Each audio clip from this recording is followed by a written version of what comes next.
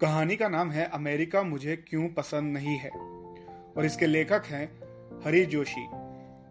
एक कारण हो तो बताऊं कि मुझे अमेरिका क्यों पसंद नहीं। सबसे बड़ा कारण तो यह है कि वहां थूकने की स्वाधीनता बिल्कुल नहीं है। मुझे आश्चर्य है, वो कैसा प्रजातांत्रिक देश है। हमारे यहाँ पान गुटखा तंबाकू खाने वाले तो यत्र तत्र थूकते ही हैं। परस्पर मतभेद रखने वालों के लिए भी थूकना अभिव्यक्ति का कितना शक्तिशाली माध्यम है।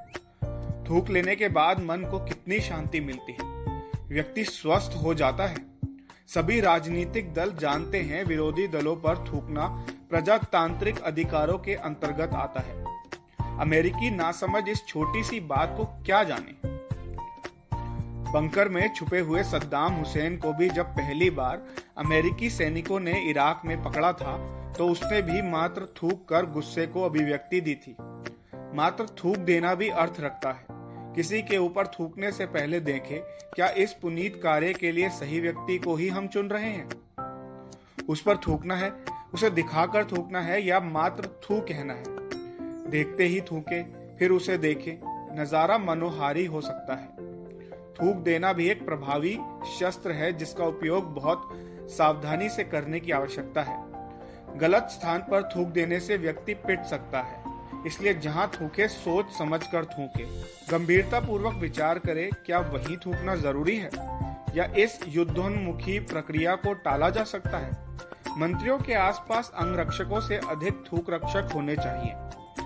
प्रतिपक्ष का जो नेता सत्ता पक्ष पर या सत्ता पक्ष का जो नेता प्रतिपक्ष पर अधिक से अधिक थूक सकता है, टिकट पाने का वो उतना ही मजबूत दावेदार बन जाता है। यदि अमेरिका में सड़क पर कोई थूक दे तो उसे भी टिकट की सुविधा मिल जाती है। बस यहाँ के टिकट और वहाँ के टिकट में थोड़ा अंतर है। यहाँ टिकट मिलता है तो व्यक्ति की चुनाव यात्रा, विमान यात्रा, बस या रेल यात्रा हो जाती है, किंतु वहाँ टिकट मिलता है तो व्यक्ति की अदालत यात्रा या जेल यात्रा हो जाती है। यहाँ का टिकट सुविधा युक्त जबकि वहाँ का टिकट अभियुक्त बनाता है। यहाँ का टिकट घमंड जबकि वहाँ का टिकट दंड देता है। कई परंपराएं वहां ऐसी हैं जिन पर थूकने की भी इच्छा नहीं होती, किंतु गलती से भी कहीं थूक दिया कि कॉप यानी पुलिस के घेरे में आ गए। पर जहां किसी प्रकार की थूथू ही ना हो, वो भी कोई रहने योग्य स्थान है। मेरी हो या तेरी हो, थूथू तो होनी चाहिए, उसके बिना जीवन नीरस नहीं हो जाएगा।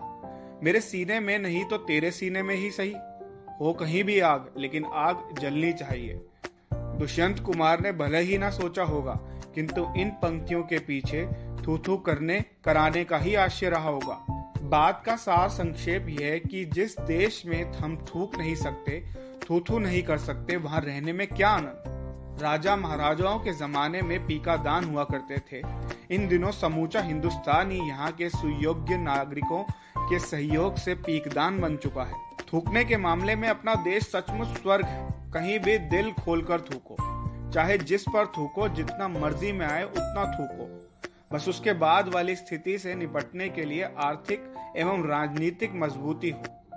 अमेरिका में कहीं भी थूकेंगे तो पुलिस हाथ दिखाएगी। हिंदुस्तान में किसी पर थूकोगे तो ही सामने वाला हाथापाई करेगा।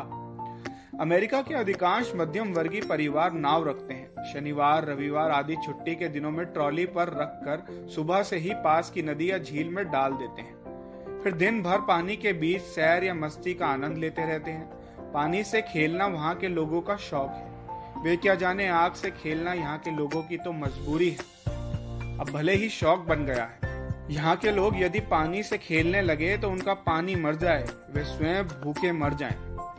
यहाँ तो मात्र सत्ताधीश ही पानीदार रह सकते हैं।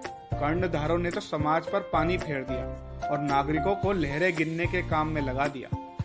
भारतीय मतदाता इसलिए तो पानी पी पी कर कभी इन्हें कभी उन्हें कोसता रहता है। इसके अलावा वो और क्या कर सकता है। वैसे पानी से खेलना भी कोई काम है।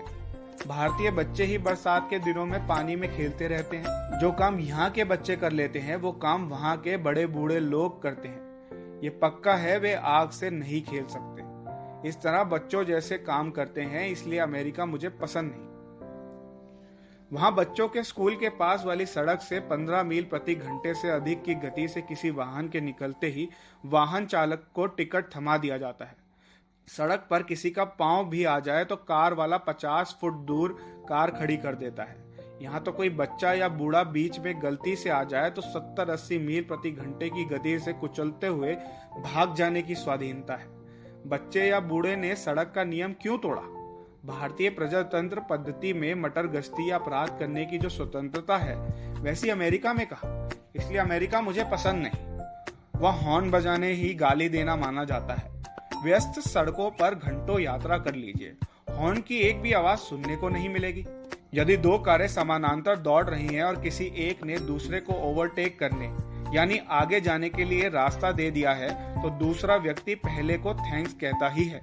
यहाँ पर ओवरटेक कर आगे जाने वाले को गाली देने की स्वतंत्रता है। साले कब से हॉर्न बजा रहा हूँ, गाड़ी एक तरफ नहीं करता। गाली देने या सुनने का जो सुख जो हिंदुस्तान में है वो अमेरिका में कहाँ है?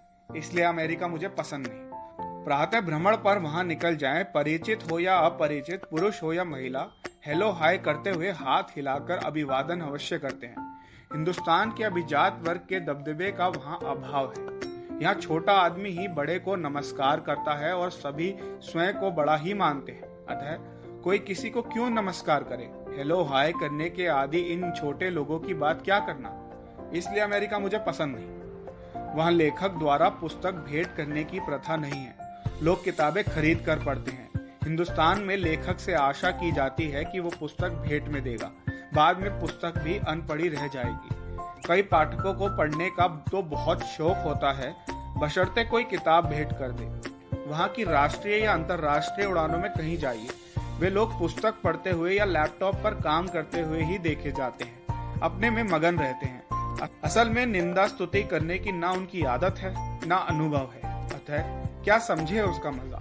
वे हमारी तरह काम कम और बातें ज्यादा क्यों नहीं करते? छटांग भर की जीप चलाने में भी कंजूसी बरतते हैं, कंजूस कहीं के। इसलिए अमेरिका मुझे पसंद नहीं। वहाँ के उच्च पदासीन नागरिक भी स्वाधीन देश में रहते हैं, फिर भी समय के इतने पाबंद क्यों हैं? भारतीयों की तरह मन के राजा क्यों नहीं है?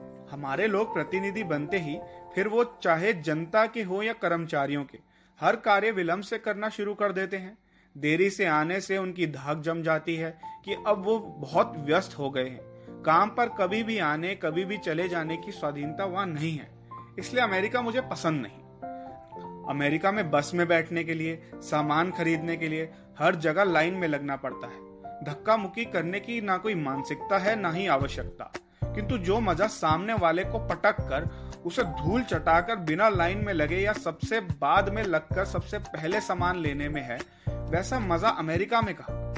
परिवार कल्याण कार्यक्रमों के लिए सरकार कितना भी जोर लगा ले, किंतु कई बहादुर अभी भी लाइन लगाने में पीछे नहीं है। ऐसी शौर्यपूर्ण मानसिकता और तत्परता क्योंकि वहां नहीं है, अमेरिका मुझे पसंद नहीं। वरिष्ठ नागरिकों के लिए थिएटर में फिल्म देखने, कटिंग कराने में या अन्य कई स्थानों पर 30% की रियायत दी जाती है।